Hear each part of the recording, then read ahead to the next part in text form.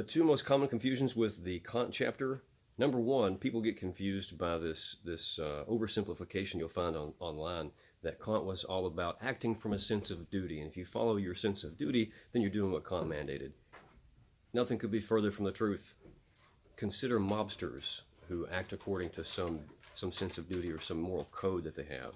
Consider Whitey Bulger and all the people that he executed, and the fact that he still thinks he occupies some moral high ground because he denies working with the FBI as an informant. So he was never a rat. So even though he killed people that were rats, he's actually a good guy. And he was doing all this according to the mobster's code and his own internal sense of duty. Therefore, Kant would say what he did was fantastic and acceptable. No, not at all. So when you see people online that say Kant was all about duty and acting from a sense of duty, that's an oversimplification. People get confused about this because Kant did say that we should act from a sense of fidelity to rationality, because our autonomy, our capacity for higher reason, that's what gives us that intrinsic, infinite moral worth. That's what distinguishes us from non-human animals, allows us to live lives that are truly our own, that generates this degree of freedom, generates this responsibility and this power, etc. And if we recognize all of these things and we're then motivated to act in accordance with what rationality would require, and to also at the same time treat others with this capacity of rationality with respect in all cases and never as mere tools, then if we act from that sense of duty, then that's a good thing, and that puts us on the path to being moral creatures. But simply acting from any generic sense of duty, that will not get you to what Kant wants. So please don't be confused about that.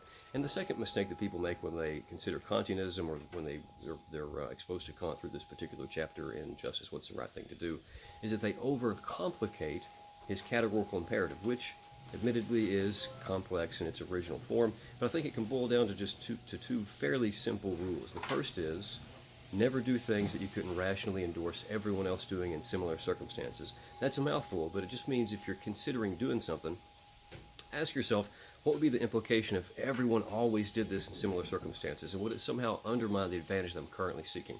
For example, theft.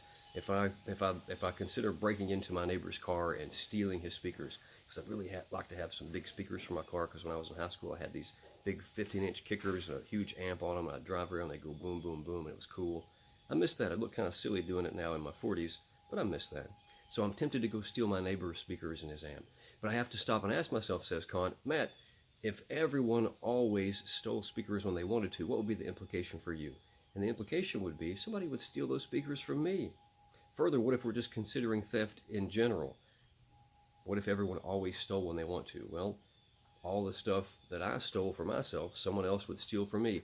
Further, soon the economy would break down. If people didn't pay retailers and retailers didn't pay factories and producers for their goods and such, people would stop making things, and pretty soon there wouldn't be very much left over for anyone to steal.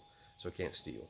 What if I'm tempted to lie? Say, for example, I go to Hooters and I drink a bunch of beer with my friends, and I get home at 3 in the morning. My wife says, Matt, where were you? I was worried sick.